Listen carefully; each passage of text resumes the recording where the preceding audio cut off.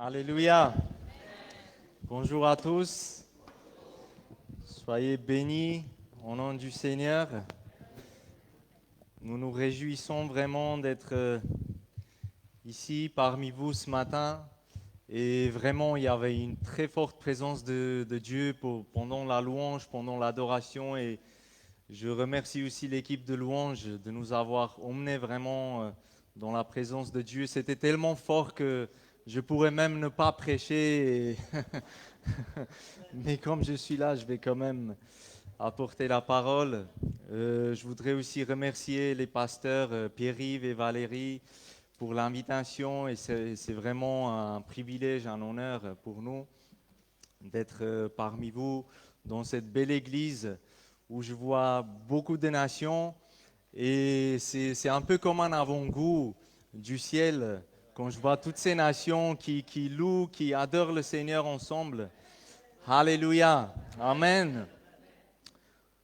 On se réjouit vraiment. Et puis, comme le pasteur a dit, l'année dernière, on a eu un très bon moment ensemble.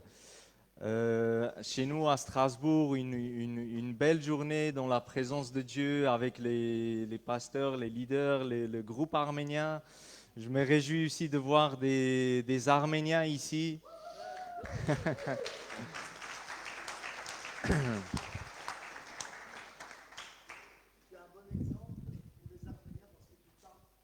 Ah. Mais je vais vous dire un secret. C'est la première fois que je vais prêcher en français dans le contexte d'un culte. Bien sûr. Donc, donc, ne soyez pas trop sévère avec moi, avec mon français. Mais je crois que le Saint-Esprit il va conduire les choses. Amen. Alléluia. Est-ce qu'on peut prier courtement le Seigneur? Merci Seigneur pour ta présence. Merci Seigneur pour cette église. Merci Saint-Esprit que tu es là dans ce lieu. Et nous ouvrons nos cœurs, Seigneur, à toi. Et merci parce que tu vas nous toucher aujourd'hui par ta présence, comme tu l'as déjà fait pendant la louange et maintenant dans ta parole, avec ta parole, Seigneur. Je te demande vraiment de bénir chaque personne présente ici. Alléluia et merci pour tout ce que tu vas faire pendant ce culte encore, Seigneur. Au nom de Jésus, Amen. Alléluia. Est-ce que tu peux dire à ton voisin, tu as bien fait d'être ici ce matin? Parce que le Seigneur a quelque chose d'extraordinaire pour toi. Amen. Amen.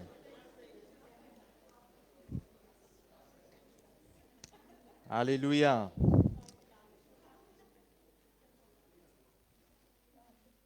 Alors, le thème que le Seigneur m'a mis à cœur aujourd'hui, je l'ai intitulé « Qu'as-tu dans ta main ?»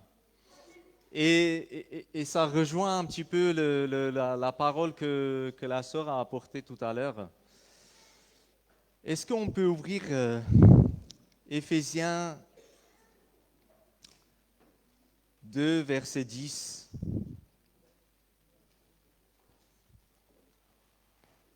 Éphésiens 2, verset 10. Car nous sommes son ouvrage, ayant été créés en Jésus-Christ pour de bonnes œuvres que Dieu a préparées d'avance afin que nous les pratiquions. Amen. Alléluia. Et je voudrais aussi lire un autre verset dans 2 Timothée 1,6. 2 Timothée 1,6. C'est pourquoi je t'exhorte à ranimer le don de Dieu. C'est pourquoi je t'exhorte à ranimer le don de Dieu. Alléluia. Le Seigneur nous a sauvés, le Seigneur nous a appelés, mes bien-aimés, et nous a préparé des œuvres d'avance pour chacun d'entre nous. Et comme Paul dit à Timothée, c'est pourquoi je t'encourage, je t'exhorte à ranimer le don qui est en toi. Et je crois que ce matin, le Seigneur, il veut nous encourager. Il veut encourager chacun d'entre nous ici présents à ranimer le don que le Seigneur a mis en nous. Car je crois que le Seigneur nous a donné des dons à chacun d'entre nous. Amen. Alléluia. Vous savez, le Seigneur nous a sauvés, mais il ne nous a pas seulement sauvés, mes frères et sœurs, mais il nous a sauvés et il a préparé un plan merveilleux dans nos vies. Amen. Et en plus de ce que le Seigneur a fait dans nos vies, de nous appeler, de nous sauver, de nous donner la vie éternelle, eh bien, le Seigneur nous a aussi appelés à collaborer avec lui, à être dans son équipe. Et c'est vraiment un honneur pour nous d'être dans son royaume et d'avancer son royaume sur la terre. Amen. Nous sommes appelés à être le sel de la terre et la lumière du monde. Alléluia. Et je crois que c'est une joie et c'est un privilège, c'est un honneur pour chacun d'entre nous de faire partie de l'équipe du Seigneur, de faire partie de son royaume et d'être les témoins des choses merveilleuses que le Seigneur veut faire à travers nous, sur la terre, à travers vous, dans cette ville, aux alentours de cette ville et dans toute la France. Amen. Alléluia. Vous savez, le Seigneur nous encourage à ranimer les dons, les talents, les ressources, les possibilités qu'il a mis dans chacun d'entre nous, justement pour faire avancer son royaume, pour faire son œuvre sur la terre, pour porter du fruit et pour glorifier son nom sur la terre. Amen.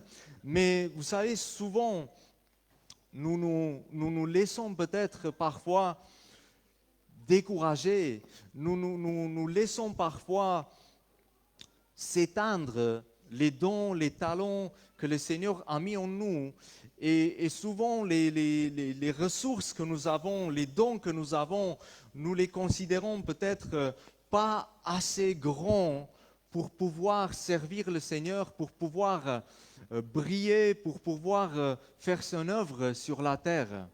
Et le Seigneur aujourd'hui, il va nous encourager à vraiment ranimer ce feu du Saint-Esprit dans nos cœurs, à ranimer les dons que le Saint-Esprit a mis dans nos vies, parce que le Seigneur nous a équipés, frères et sœurs, pour le glorifier sur la terre. Amen. Et nous ne voulons pas écouter les mensonges du diable que des fois il met dans nos cœurs et nous dit que nous ne sommes pas capables, que nous n'avons pas assez de capacités, pas assez de ressources, pas assez d'onction ou pas assez de dons pour pouvoir être utilisés par Dieu. Amen. Et je voudrais qu'on voit quelques histoires de la Bible, des hommes de Dieu qui ont vraiment, qui ont laissé vraiment Dieu agir à travers eux. Et je voudrais qu'on se souvienne de l'histoire d'Isaac. Vous savez, Abraham, son père, avait creusé, la Bible dit, il avait creusé des puits. Et quand Abraham est mort, il y a les Philistins, les ennemis qui sont venus, qui ont bouché les puits, qui ont mis de la terre et qui ont bouché les puits. Et Isaac et ses serviteurs ne pouvaient plus profiter de ces puits. Mais un jour, vous savez, Isaac et ses serviteurs, ils ont pris une décision. Et la Bible dit qu'ils sont allés, ils ont creusé et ils ont de nouveau enlevé cette terre qui était que l'ennemi avait bouché. Et ils ont débouché ces puits. Et la Bible dit qu'il y a eu des eaux vivantes qui ont jailli de ces puits. Bien-aimés, ce matin, le Seigneur, il veut faire jaillir les eaux vivantes qu'il a mis dans ton cœur, qu'il a mis dans ta vie. Car c'est la promesse de Jésus qui dit... Celui qui vient à moi, je ferai jaillir de lui des eaux vivantes. Je ferai jaillir de son ventre des eaux vivantes du Saint-Esprit. Et le Seigneur veut, même si l'ennemi peut-être a bouché tes eaux dans ta vie, même si l'ennemi a voulu emmener la sécheresse, même si l'ennemi a voulu te faire croire que tu n'as pas de capacité, que tu n'as pas de don, que tu n'as pas d'onction, eh bien le Seigneur est là ce matin par son esprit pour ranimer le don, pour déboucher ce que l'ennemi a bouché dans. Parce que Dieu veut que tu te vois comme Dieu te voit et pas comme l'ennemi te voit, pas comme les hommes te voient, mais Dieu, le Seigneur, veut que tu commences à te regarder comme le Seigneur lui-même te voit et que tu commences à croire ce que le Seigneur dit de toi et pas les hommes et non pas le diable, mais ce que la parole de Dieu dit de toi-même. Amen. Alléluia. Vous savez, un jour, Dieu s'est révélé à Moïse quand il était dans le désert avec son troupeau. Et Dieu se révèle à Moïse dans le buisson. Et Dieu va lui parler et Dieu va lui dire d'aller vers le Pharaon et de libérer le peuple, son peuple, de libérer son peuple de l'esclavage.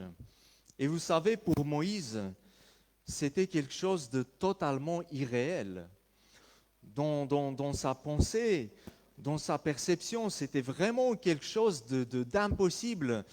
Parce que Pharaon, c'était, à l'époque, l'Égypte et le Pharaon, c'était l'une des plus grandes, ou peut-être la plus grande puissance mondiale. Pharaon, c'était considéré comme un dieu par des hommes. C'était vraiment un empire très puissant. Et Dieu va se révéler à un simple homme, à un Moïse, et il lui demande d'aller libérer son peuple. C'était peut-être quelque chose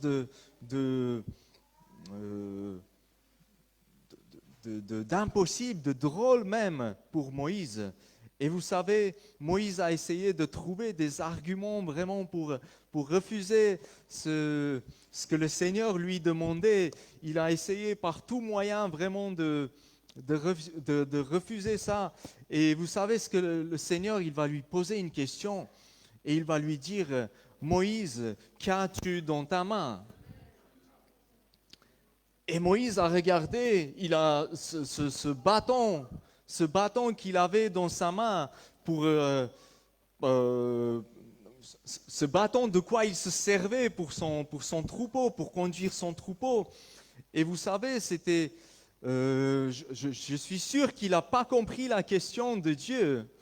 Parce que vraiment Moïse, il voyait rien en lui, il voyait pas de puissance en lui, il voyait pas d'onction en lui, il voyait pas de capacité en lui pour pouvoir aller devant le Pharaon. Mais vous savez, Dieu a exprès posé cette question, Moïse, qu'as-tu dans ta main?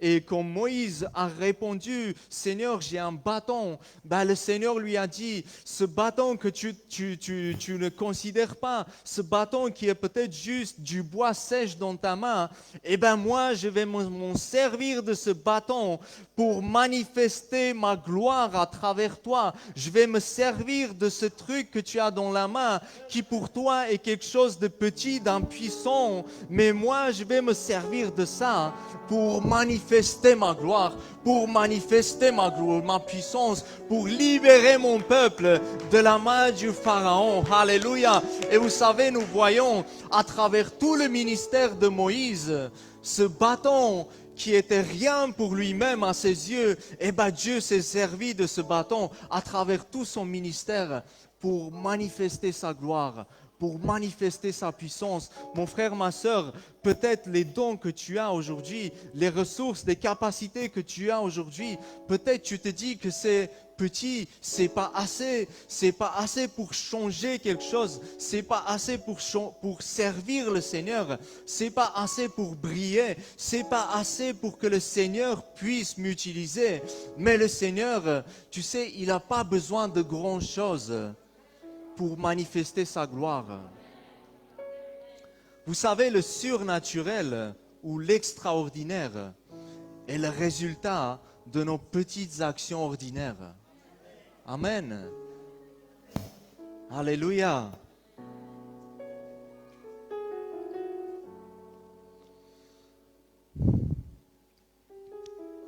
N'attends pas d'avoir une grande onction. N'attends pas d'avoir de grandes capacités, de grandes possibilités pour agir, mon frère, ma sœur. Alléluia.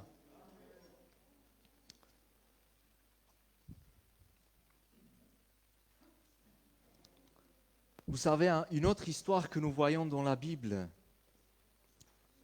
Dieu va visiter Gédéon. Ce Gédéon qui était aussi, à cette époque-là, le peuple d'Israël qui se cachait, qui avait peur des ennemis, des Madianites.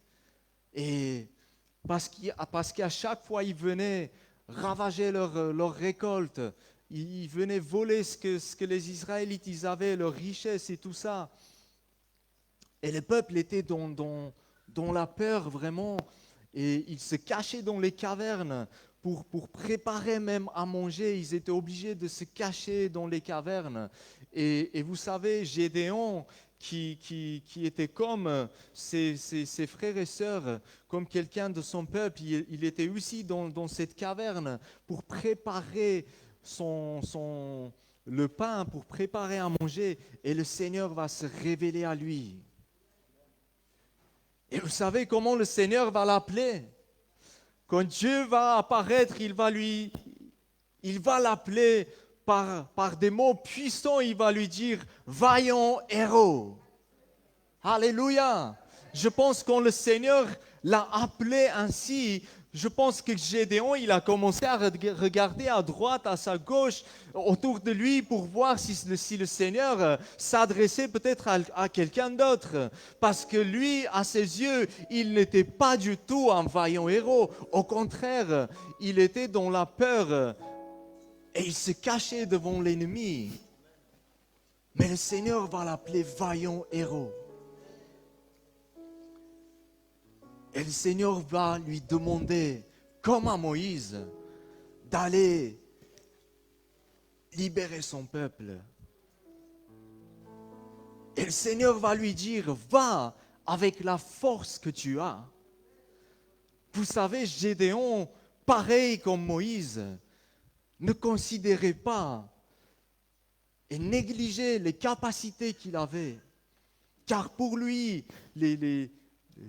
cette force qu'il avait, cette puissance ou cette onction qu'il avait, c'était pas assez pour pouvoir résister à l'ennemi, pour pouvoir changer quelque chose dans son pays. Mais Dieu va lui dire, va avec la force que tu as, va avec la puissance que tu as. Car je n'ai pas besoin d'une grande puissance, car c'est moi qui sera avec toi. Ce n'est pas par ta force ni par ta puissance, mais c'est par mon esprit. Ce que je te demande simplement, c'est de croire, d'obéir et de mettre en action, de me consacrer le peu que tu as. Et moi, j'agirai et je manifesterai ma puissance. Alléluia. Vous savez, Gédéon, il va... Et petit à petit, le Seigneur, quand nous lisons l'histoire de Gédéon, le Seigneur va vraiment travailler son cœur, va travailler sa façon de penser et va faire en sorte que Gédéon commence à se voir comme Dieu lui-même le voit. Et vous savez, Gédéon va aller, il va prendre une grande armée de 32 000 personnes pour aller contre les Madianites. Et le Seigneur va se révéler de nouveau à lui.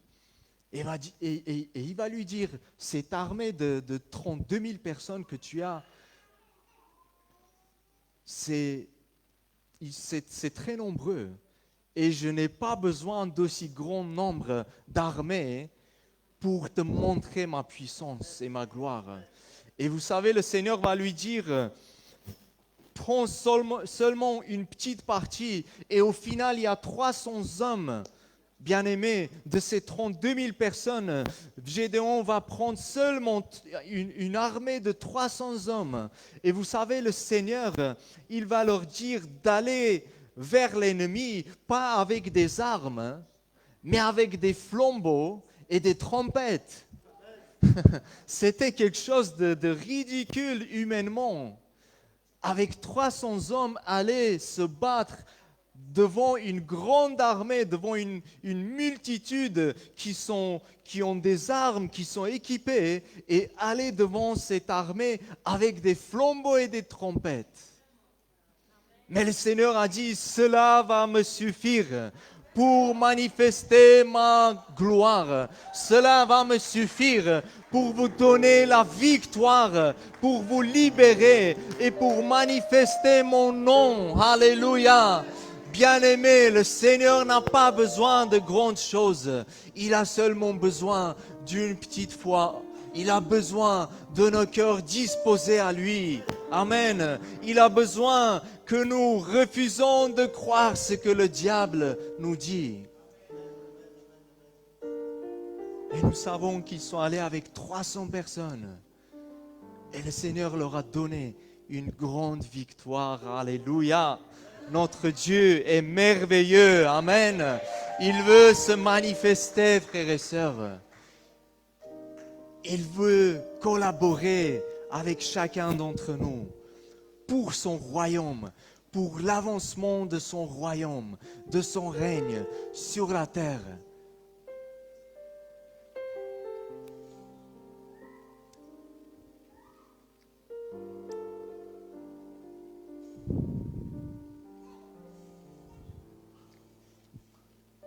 Vous savez, une autre fois, quand Jésus exerçait son ministère, il y a une grande foule qui s'est rassemblée et Jésus a commencé à prêcher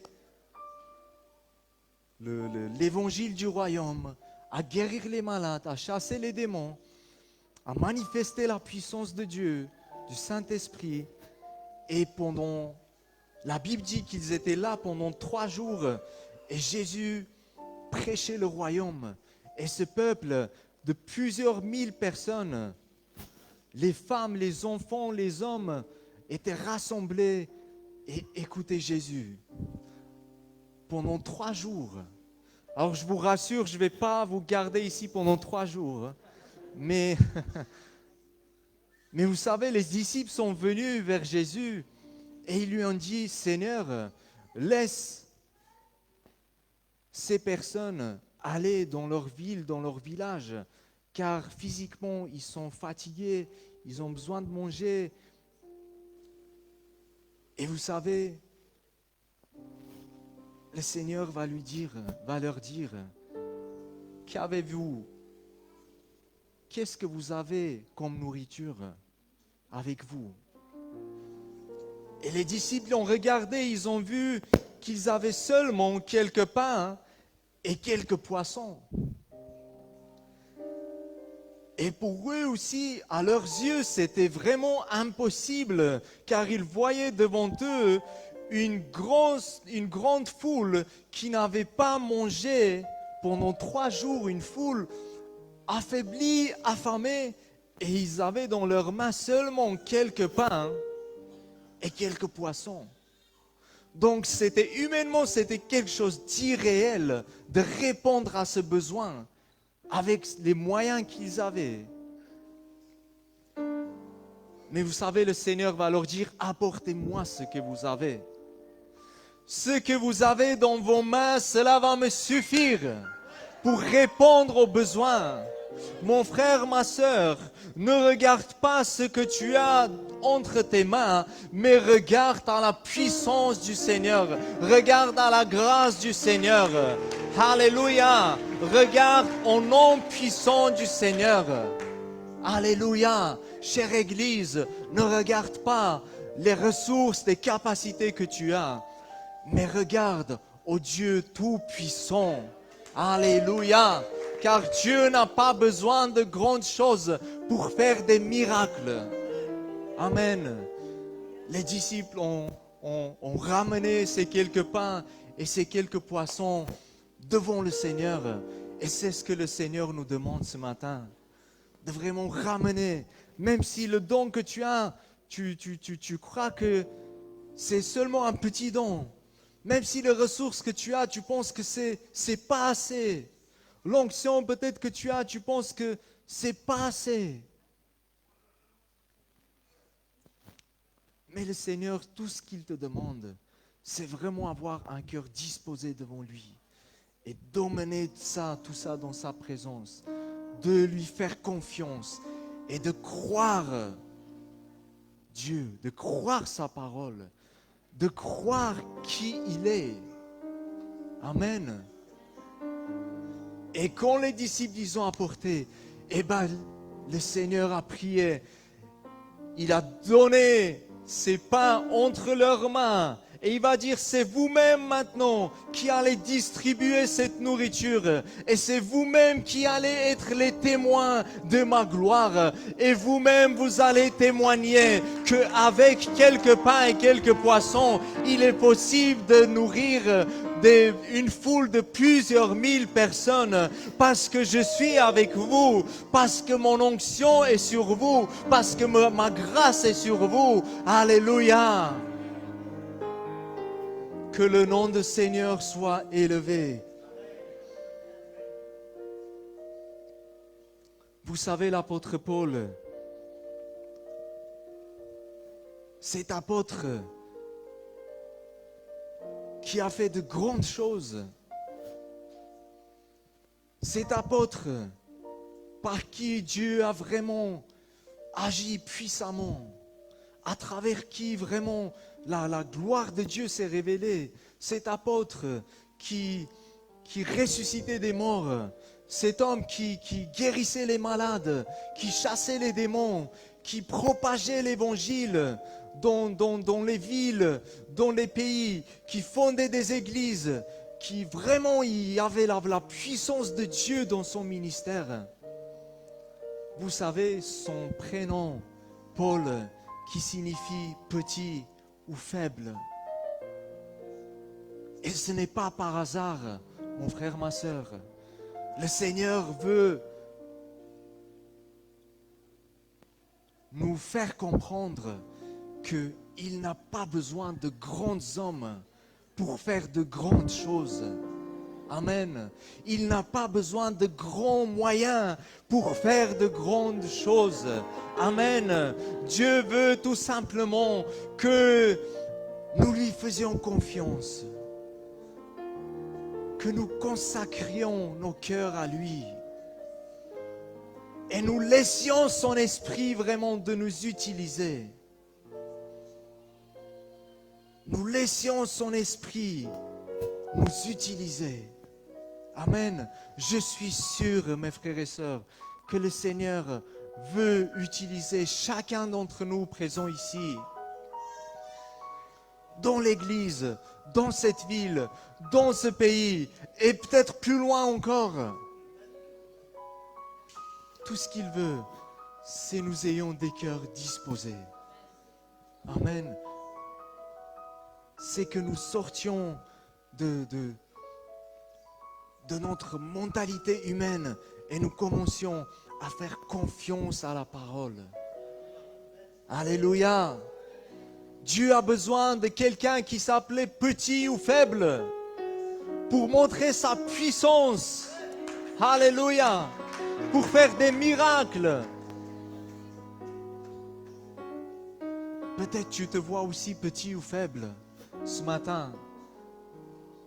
Mais le Seigneur est là pour t'encourager et pour te dire, fais confiance à lui. Il a de grands projets pour toi. Il a des projets, des œuvres merveilleuses pour toi.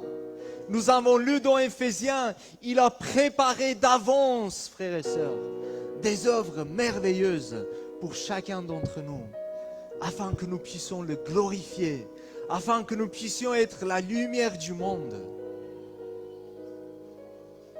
Alléluia.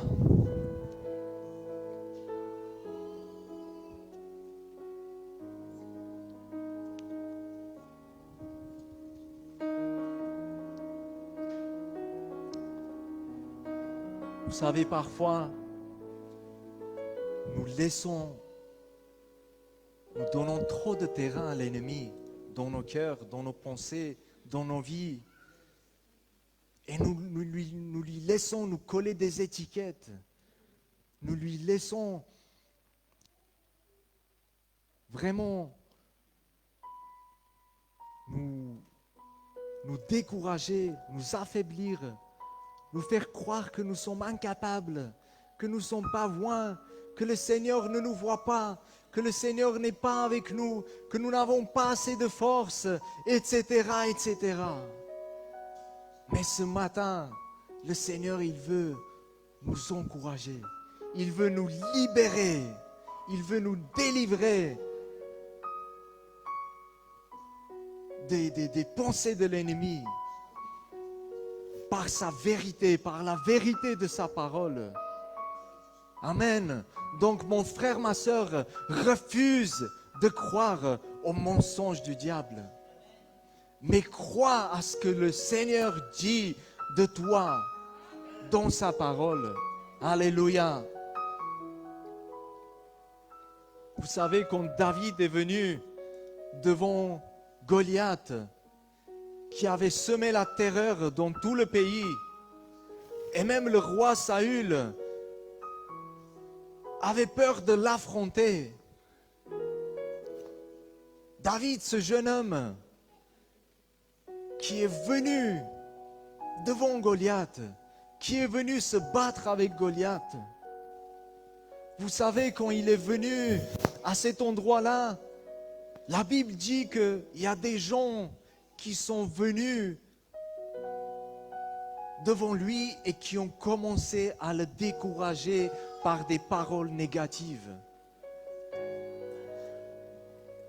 Ils ont commencé à lui dire, mais tu es trop petit pour faire face à Goliath. Mais tu n'as pas d'expérience encore. Mais tu n'as jamais fait de guerre. Tu n'as pas d'armes sur toi. Ils ont même dit que tu étais trop orgueilleux. Tu as un cœur mauvais. Ce n'est pas ta place. Tu n'es pas appelé à faire ça. Tu es déjà perdu d'avance. Mais vous savez, David ne s'est pas laissé décourager par toutes ces paroles qu'on lui a adressées. Même le roi n'a pas voulu que David aille faire face à Goliath. Mais vous savez pourquoi David a ignoré toutes ces paroles négatives? Car il avait la révélation dans son cœur, dans son esprit. Il avait une révélation qui était beaucoup plus puissante que les paroles de tous ces hommes et des femmes. Il avait la révélation qu'il était fils de Dieu. Il avait la révélation qu'en Jésus, il était plus que vainqueur. Il avait la révélation que Dieu était avec lui. Et vous savez, Dieu n'a eu besoin que d'un seul caillou pour mettre Goliath à terre.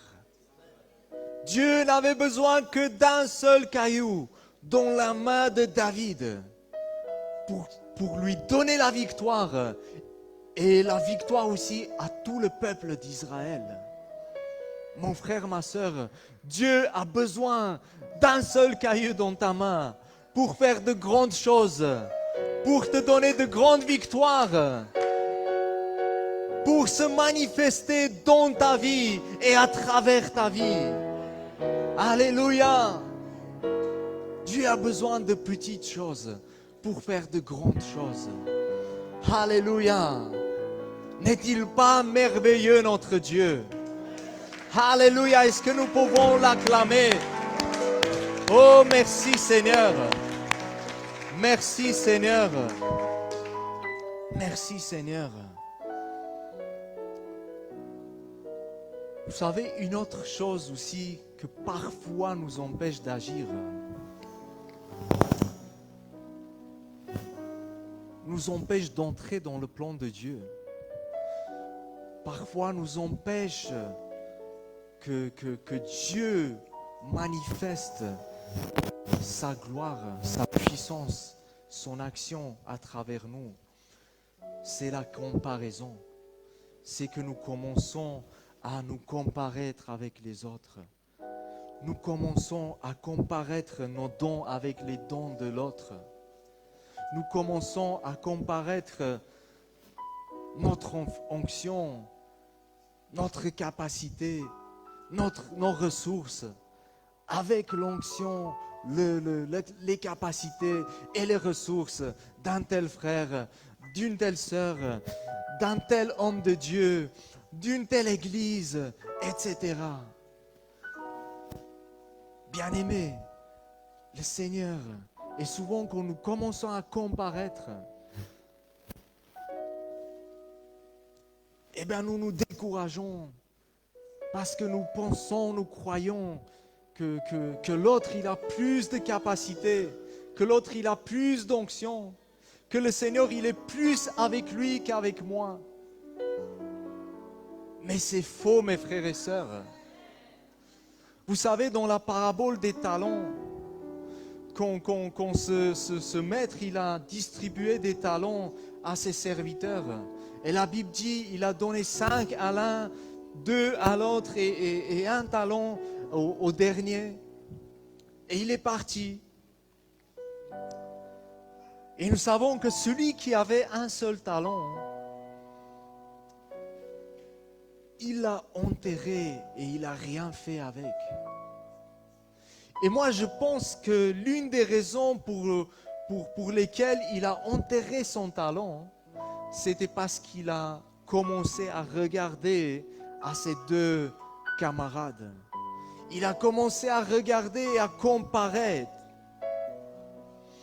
Il s'est peut-être dit, mais si moi j'avais 5 talents comme l'autre, moi je pourrais aussi faire de grandes choses.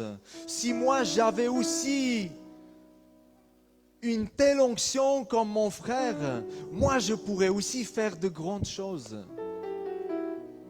Si moi j'avais aussi le don de prier pour les malades, j'irais aussi prier pour plein de malades. Si moi j'avais beaucoup de ressources financières, je ferais de grands projets, de grandes choses pour Dieu. Et vous savez, parce qu'il a commencé à comparer son talent par rapport aux autres, eh bien il s'est découragé et il a enterré son talent. Alors que les 2 autres, ils les ont fait fructifier. Mon frère, ma sœur,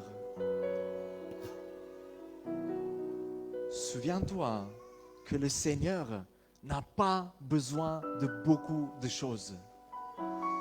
Il a juste besoin que tu lui obéisses. Il a juste besoin que tu disposes ton cœur devant lui. Amen. Vous savez, nous voyons aussi dans une autre histoire où cette veuve, cette pauvre femme qui est venue, qui a donné son offrande devant le temple. Et Jésus qui était assis en train de regarder les gens qui donnaient leurs offrandes. Et il y avait des personnes riches, des pharisiens qui venaient, qui donnaient beaucoup d'argent et tout ça. Et vous voyez, cette femme, elle voyait toutes ces grandes offrandes que les autres donnaient. Et si à un moment donné, elle avait commencé à comparer, parce qu'elle, finalement, elle n'avait pas grand-chose à donner, elle avait juste 2 centimes, hein, c'est ça, à offrir. Et elle a donné ces 2 centimes qui finalement ne représentaient pas grand-chose. Mais vous savez, le Seigneur l'a louée.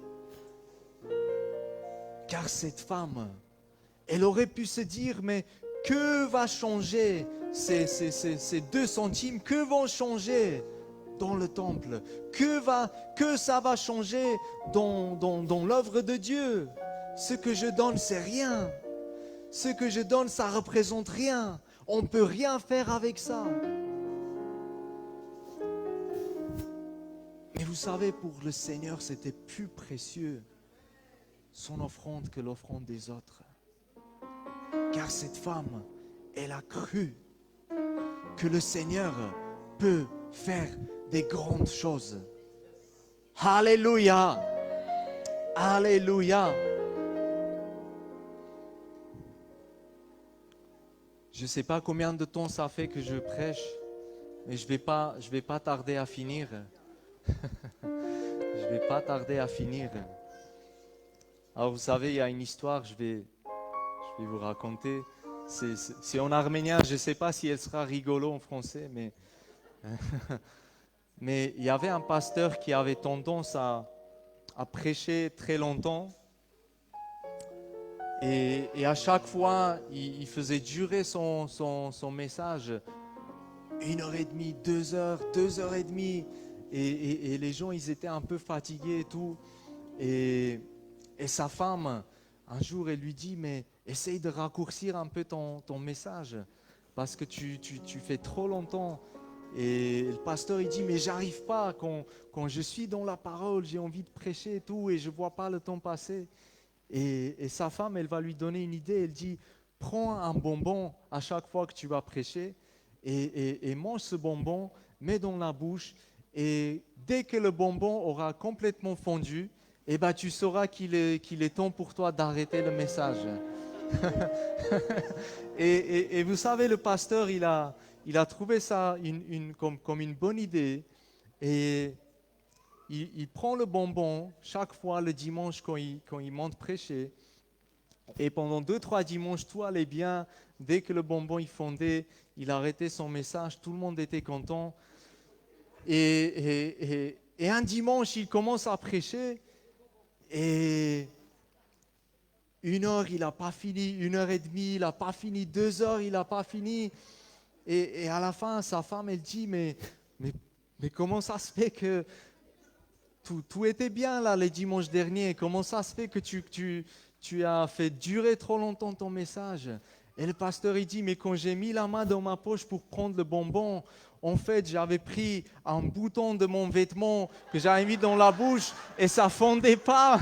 J'attendais que ça fonde. Mais je vous rassure, j'ai pas pris de bouton, donc on va arrêter à temps. Alléluia.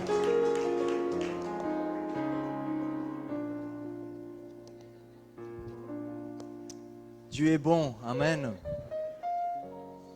Vous savez, un jour, Élisée vient dans la maison d'une veuve,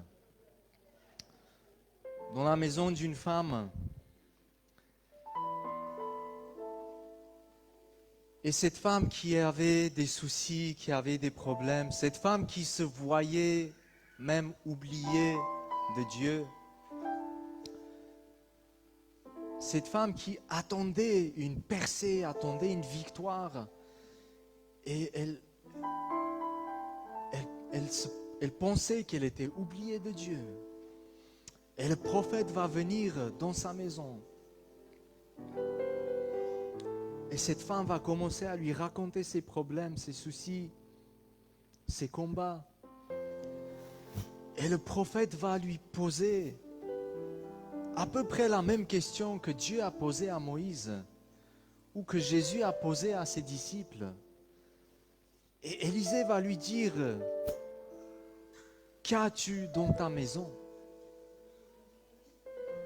Et la femme va regarder dans sa maison et va dire à Élisée, mais j'ai rien dans ma maison. Tout ce que j'ai, c'est un vase d'huile, mais qui est vide. J'ai seulement un vase vide, asséché, qui ne peut rien changer à ma situation. Et Élisée va lui dire, ramène ce vase, apporte ce vase. Et même tu peux aller chercher d'autres vases vides, chez les voisins, chez les connaissances.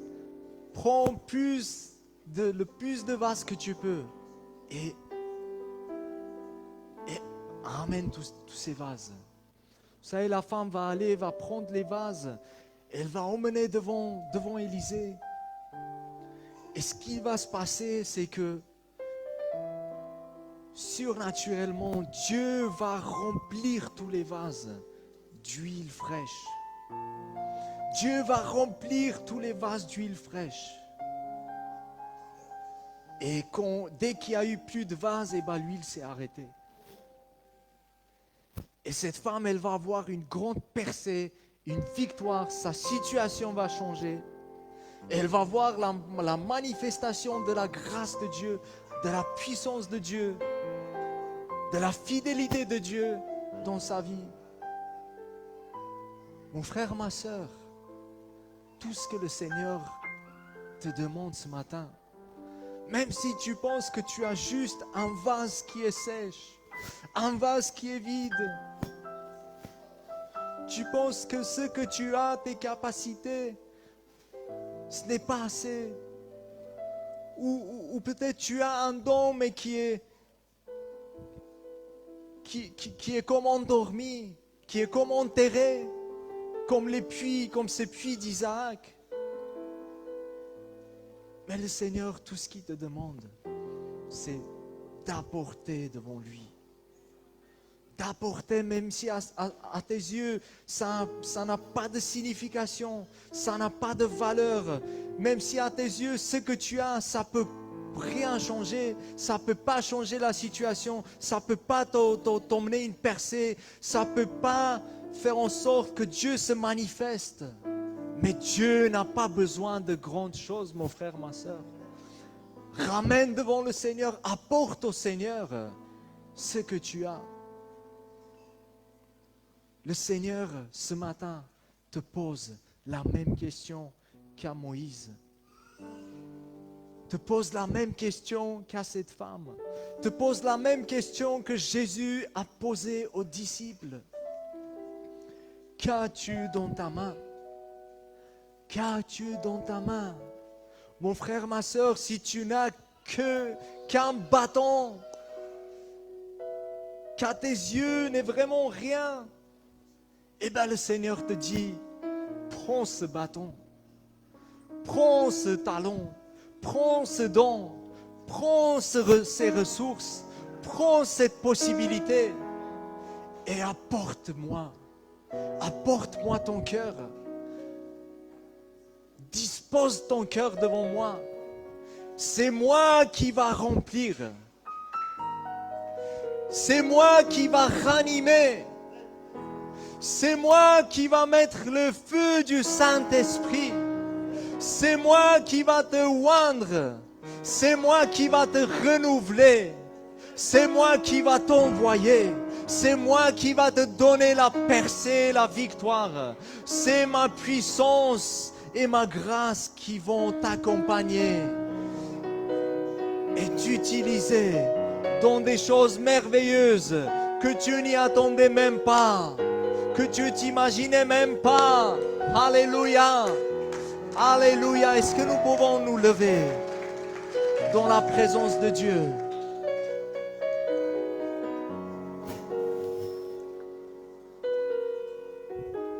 Et je voudrais qu'on prie vraiment.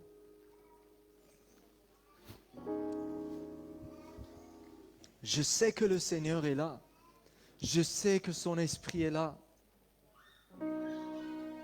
Et le Seigneur veut toucher vraiment les cœurs ce matin. Le Seigneur veut ranimer ce qu'il a mis en toi, dans ta vie. Même si ces choses-là sont asséchées, sont vides, enterrées, endormies, le Seigneur va réveiller ce matin. Amen. Le Saint-Esprit va mettre son feu dans nos cœurs ce matin. Alléluia. Le Seigneur est là, mon frère, ma soeur. Vous savez, nous vivons dans les derniers temps. Et le Seigneur veut une église puissante pour ces derniers temps. Amen. Le Seigneur veut des enfants du royaume qui sont remplis de l'Esprit de Dieu. Le Seigneur veut une église qui va manifester sa puissance, qui va manifester sa lumière, qui va manifester sa grâce, son amour, ses miracles, ses œuvres puissantes. Alléluia! Alléluia! Mais vraiment, ouvre ton cœur ce matin, mon frère, ma soeur, et demande que le Saint-Esprit te remplisse. Alléluia! Seigneur, je te demande de remplir chaque personne ici présente. Alléluia, Seigneur, tu connais chacun, chaque personne ici. Tu connais chacun d'entre nous. Merci, Seigneur, que tu es là. Merci, car nous savons que tu es là. Tu es dans ce lieu, Seigneur. Merci parce que tu viens nous équiper. Merci parce que tu viens nous éveiller. Merci parce que tu viens enflammer le feu de ton esprit dans nos vies, Seigneur. Merci parce que tu veux pas que les dons que tu as placés en nous soient endormis, mais tu veux ranimer, Seigneur. Merci parce que tu viens oindre chaque personne ici présente. Alléluia, alléluia, alléluia. Merci parce que tu viens changer nos façons de penser. Merci parce que tu viens libérer des mensonges du diable au nom de Jésus. Alléluia. Ô Saint-Esprit, touche les cœurs ce matin. Touche les cœurs ce matin. Parle au cœur ce matin. Fais ton œuvre. Alléluia. Esprit de Dieu, fais ton œuvre dans cette église, dans cette merveilleuse église, Seigneur. Car tu veux que ce soit une église d'impact, Seigneur. Une église qui va emmener ta gloire dans cette ville. Une église qui va manifester ton amour, ta grâce et ta puissance dans cette ville, Seigneur. Alléluia, alléluia. Oh, enflamme nos cœurs. Oh, Saint-Esprit, merci pour ta présence. Alléluia. Oh, Rababashira Basaya. Oh, Preketara Basaya. Est-ce que tu peux lever ta voix vers Dieu? Est-ce que tu peux étendre ta main vers Dieu et lui dire, Seigneur, Seigneur, ranime le don que tu as mis en moi. Seigneur, je veux que tu m'utilises. Je veux, Seigneur, être vraiment quelqu'un qui va avancer ton royaume, qui va faire avancer ton royaume. Oh Seigneur, je veux être quelqu'un par qui tu vas manifester, tu vas te manifester, Seigneur. Je veux être un homme, une femme d'impact dans cette génération, dans cette ville, au nom de Jésus. Alléluia. Oh, alléluia. Oh, alléluia. Lève ta voix vers Dieu, mon frère, ma soeur. Alléluia. Le Seigneur est là. Son esprit est là ce matin pour te toucher, pour transformer, pour libérer. Alléluia.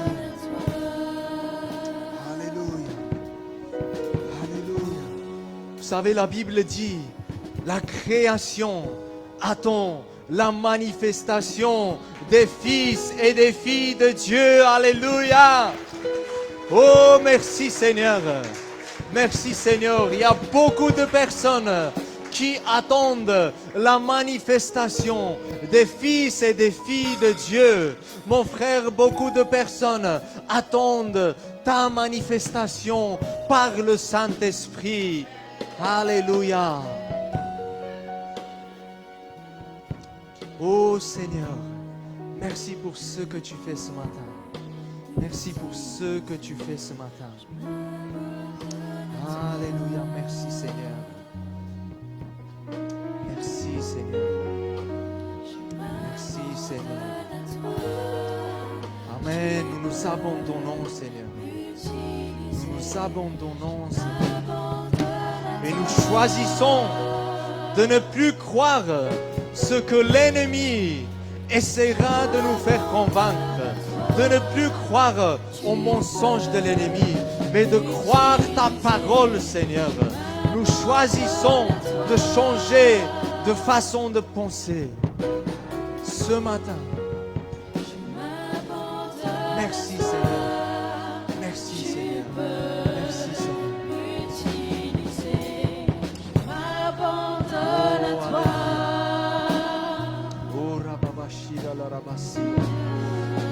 Je m'abandonne à toi. Tu peux m'utiliser. Je m'abandonne à toi.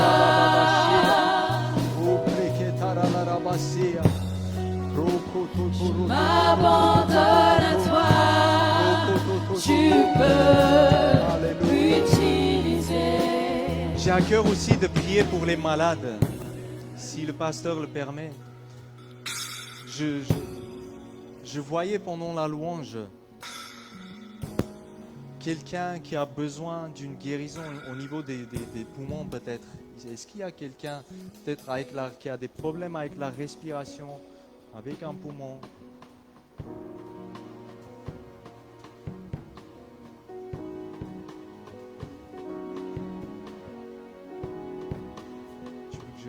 Tu veux que je redise? Est-ce qu'il y a quelqu'un qui a un problème avec un poumon ou avec la respiration? Parce que je voyais un poumon. Toi, ma sœur. Alléluia. Le Seigneur veut guérir complètement.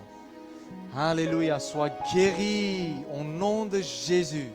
Sois guéri au nom de Jésus. Que toute douleur, toute infection, toute insuffisance respiratoire soit chassée au nom de Jésus. Et je proclame la guérison dans ses poumons. Soyez guéris, poumons, au nom puissant de Jésus. Alléluia.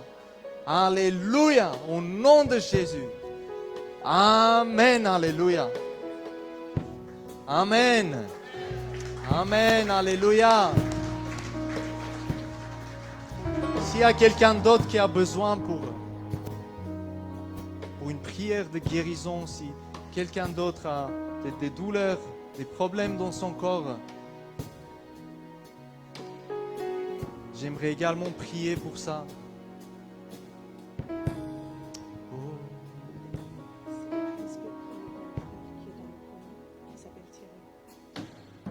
Okay.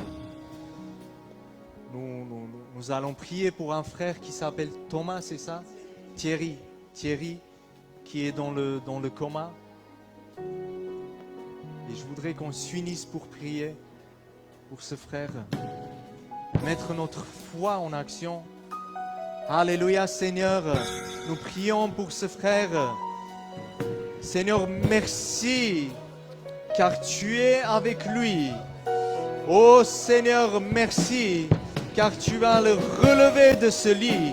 Merci Seigneur, car tu vas le réveiller de ce coma. Oh Seigneur, merci de manifester ta puissance en ce moment même dans son corps, Seigneur. Alléluia, alléluia. Nous brisons toute œuvre du diable dans la vie de ce frère au nom de Jésus.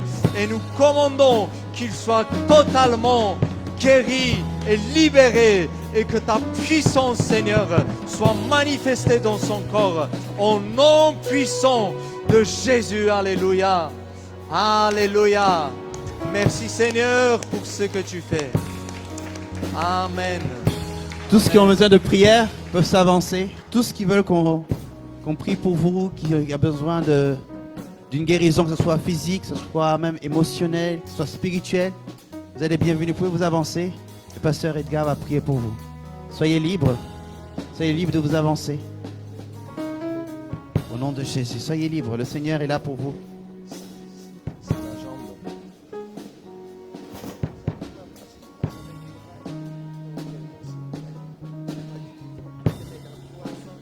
D'accord.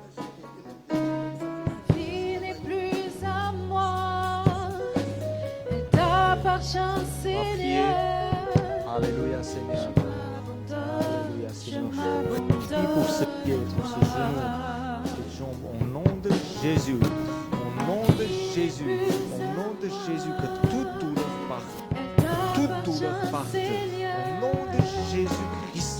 Alléluia. Dissocier en nous. Dissocier en nous. Amen. Schaf toch eraan. Douleur parte. Jésus. Alléluia.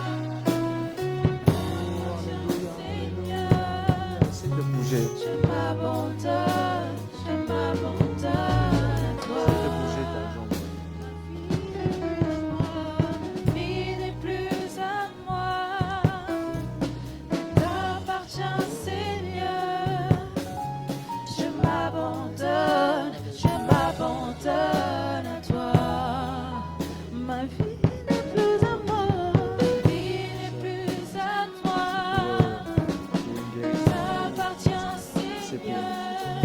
Comment? Je m'abandonne à toi. Ma vie n'est plus à moi. Ma vie n'est plus à moi. T'appartient, Seigneur. Je m'abandonne à toi. Je m'abandonne à toi.